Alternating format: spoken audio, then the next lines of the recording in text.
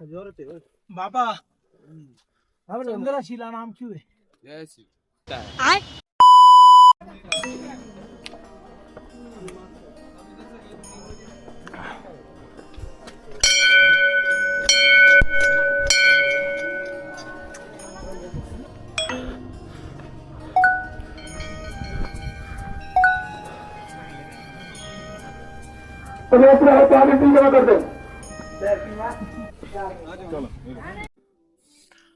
So guys अभी हम चोपता की ओर जा रहे हैं।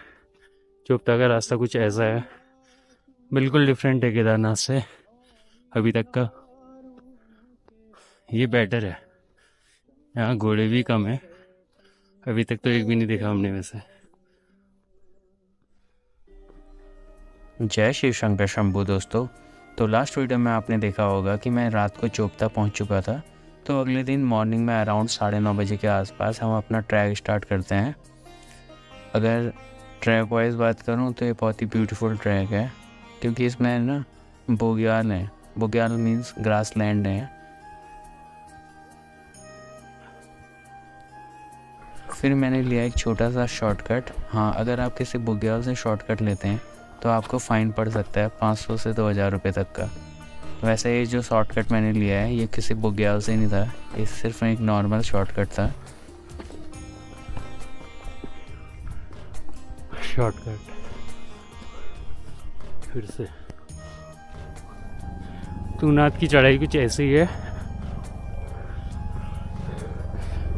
वहाँ से और यहाँ से ये डिफरेंस है। वहाँ ज़्यादा पेड़ पौधे नहीं थी, ग्रीनरी नहीं थी, बट यहाँ है। फिर जैसे जैसे आप ऊपर को जाओगे ना तो आपको वैसे वैसे बहुत ही ब्यूटीफुल नज़ारे दिखते रहेंगे, क्योंकि ये बहुत हाइट में है। तो आपको जब आप ऊपर को जाओगे ना तो आपको ऐसा लगेगा कि आप बादलों के लेवल पे आ चुके हैं, क्योंकि इसकी हाइट बहुत ज़्यादा है। स्नोफॉल हो रहा है वहाँ, अभी भी स्नोफॉल हो रहा है वहाँ पे। और यहाँ पे जो हवा थी वो बहुत ही ठंडी थी, बिकॉज़ हाल फिलहाल में यहाँ पे बर्फ़ भी गिरी हुई थी। यहाँ रेगुलरली बर्फ़ पड़ रही थी उस समय, जिस समय मैं गया था, तो हवा बहुत ठंडी थी यहाँ पे। तो गाइस वो है तुंगनाथ का मंदिर, और वो ऊपर जो लास्ट चोटी है वो है चंद्रशिला। फिर जैसे ही हमने मंदिर दिखना स्टार्ट हुआ तो फिर हमारी एक्साइटमेंट बहुत बढ़ गई थी और हमारी स्पीड भी बढ़ गई जैसे हमें मंदिर दिखा। और मंदिर के पास जैसे ही हम पहुँचे तो वहाँ पे स्नो दिखना भी स्टार्ट हो गई थी। वहाँ पे रिसेंटली बर्फ़ पड़ी थी जो वहाँ पे पिघली नहीं थी, तो बर्फ़ भी दिखना स्टार्ट हो गई थी। जो ये बर्फ़ थी ना, ये लिटरली वहाँ पे जो तुंगनाथ की खूबसूरती थी ना, उसमें 4 चाँद लगा रही थी।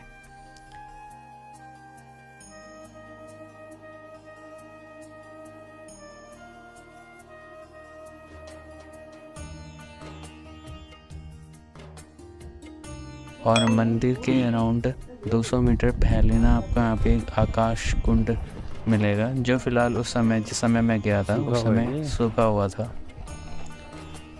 सूखा है।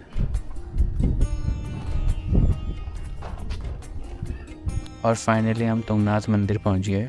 पहले तो मैंने सिर्फ मंदिर को फ़ोटोज़ में देखा था, बट जब मैंने अपने सामने हकीकत में देखा तो ना वो फीलिंग मैं लिटरली एक्सप्लेन नहीं कर सकता, क्योंकि वो एक बहुत ही अलग फीलिंग होती है। जब भी आप जाते होगे, जो आपको एक स्पेशल फील होता है ना, तो वैसा फील हुआ था मुझे भी। फिर मैंने दर्शन किए। वैसे मंदिर से 50-60 मीटर पहले ना बहुत सी दुकानें हैं जहाँ पे प्रसाद वगैरह मिलता है, तो वहाँ पे लोटा आपको फ्री में मिल जाएगा। आप उस लोटे में पानी भरिएगा और उस लोटे से आप जल चढ़ा सकते हैं शिवलिंग पे मंदिर के अंदर। और हाँ, जाते टाइम उसे वापस करना ज़रूरी है, मीन्स कर देना। अब बताता हूँ इस मंदिर के बारे में। ये पंच केदार में से एक केदार है। ये एक हाईएस्ट शिवा टेम्पल है जिसकी हाइट अराउंड 3680 मीटर है। तुंग मीन्स होता है हाथ, नाथ मीन्स होता है शिव। आपको पता ही होगा जब पांडव महाभारत जीते थे तो महाभारत तो जीत गए थे, पर उनके ऊपर पाप भी चढ़ जाता है, क्योंकि उसी युद्ध में ब्राह्मणों को हत्या का पाप भी उन पर चढ़ जाता है, जिससे मुक्ति पाने के लिए वो शिव को ढूंढने हिमालय की ओर निकल पड़ते हैं। और जब पांडव गुप्त काशी में होते हैं तो भीम को एक बैल दिखता है और भीम उसे एक ही झटके में पहचान जाते हैं कि ये शिव है नंदी अवतार में। तो भीम उनको पकड़ने के लिए उनके पीछे भागते हैं। ये देख के शिव भगवान धरती में समा जाते हैं। तभी उस जगह का नाम गुप्त काशी है। गुप्त मतलब गायब हो जाना, काशी मीन्स शिव का एक नाम है। तो वहाँ पे वो गायब हो जाते हैं। फिर उसके बाद शिव भगवान 5 जगह से अवतार लेते हैं जिन्हें पंच केदार कहते हैं। लाइक केदारनाथ से नंदी का कुबड़ वाला हिस्सा निकलता है, तुंगनाथ से हाथ वाला हिस्सा निकलता है। तो ये हिस्ट्री है तुंगनाथ की।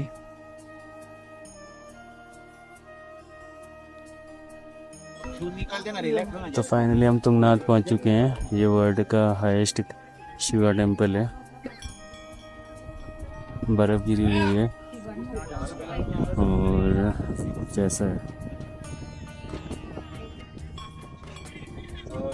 अक्षय देखा ही गया था नहीं, अक्षय અહીંયા थे बर्फ गिर रही है उस साइड।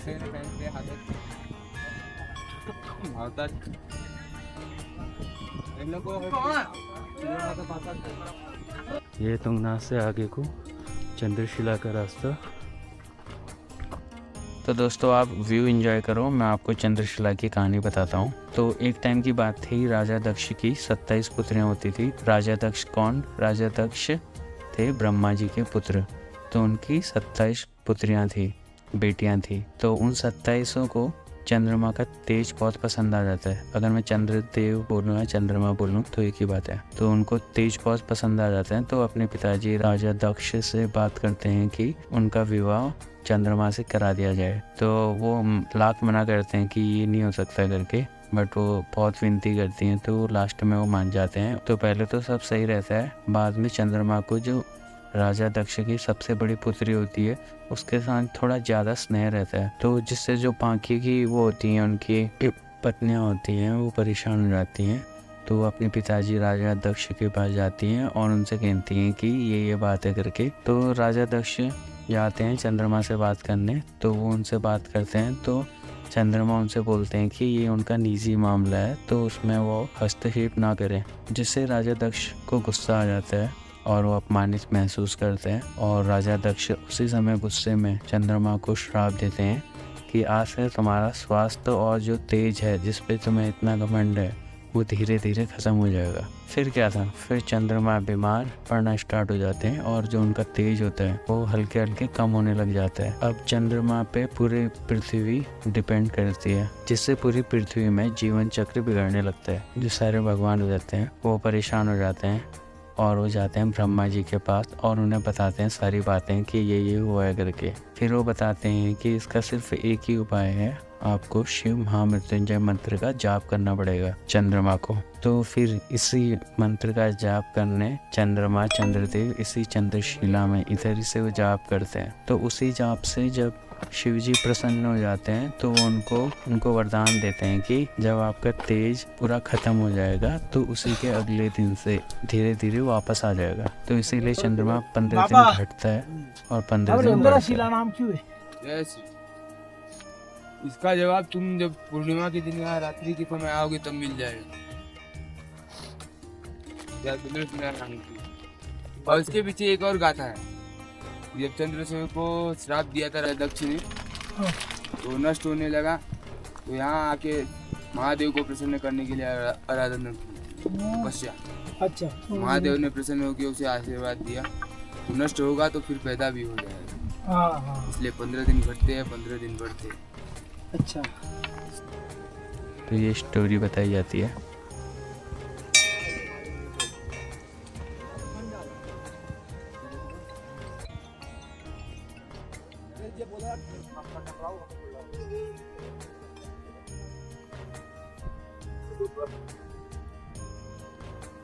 खड़े हो भाई, कहाँ खड़ा हूँ इसको?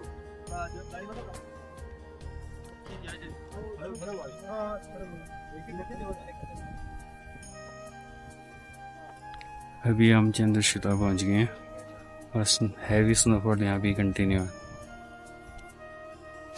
सर की धूप है एंड अपोजिट स्नो।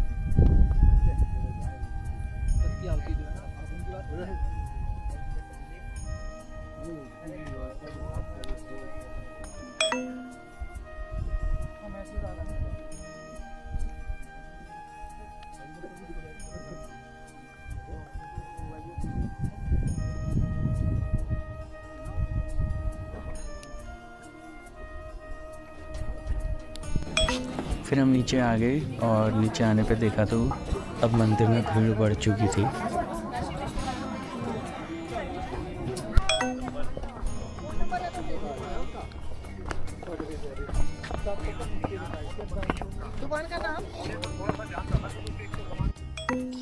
गाइस मैं अभी तुंगनाथ से नीचे उतर रहा हूँ, और अगर आपने ऊपर को ट्रैकिंग कर दिया और बीच में थक गए और आपको घोड़ा चाहिए तो आपको नहीं मिलेगा। वो देखो खाली घोड़ा जा रहा है, उसने 10 लोगों को मना कर दिया अभी तक। वो देखो वो पूछ रहे हैं अभी भी। ये रूल है, नीचे जाने वाला घोड़ा ऊपर को नहीं जाएगा दोबारा बीच से। हेलो बता।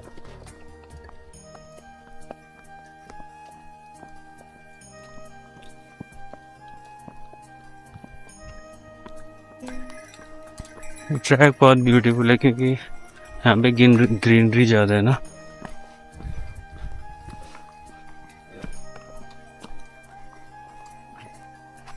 केदारनाथ में पहाड़ ही पहाड़ हैं और घोड़े बहुत ज़्यादा हैं। यहाँ पे देखो आपको मुश्किल से दिख रहा होगा घोड़ा।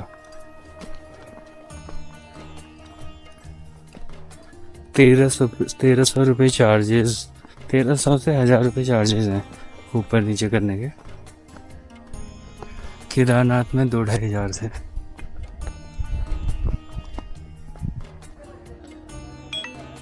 और शिव भगवान की याद दिल में समा के हम नीचे आ गए। फाइनली ट्रिप ओवर हो गई है।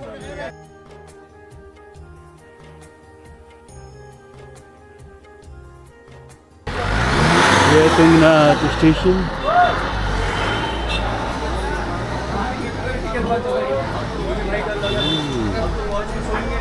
अगला व्लॉग गाइस मैं बद्रीनाथ का डालूँगा, बद्रीनाथ और भारत के प्रथम गांव माणा गांव का। तो गाइस अभी हम निकल चुके हैं तुंगनाथ से। अब शायद मैं बद्रीनाथ जाऊं या घर को जाऊं, देखते हैं। तो यहाँ पे रोड अच्छी थी तो मैंने सोचा थोड़ा कैप्चर कर लेता हूँ। तो आई होप दिख रहा होगा कैमरे में। चलो थोड़ा रास्ता एक्सप्लोर करते हैं।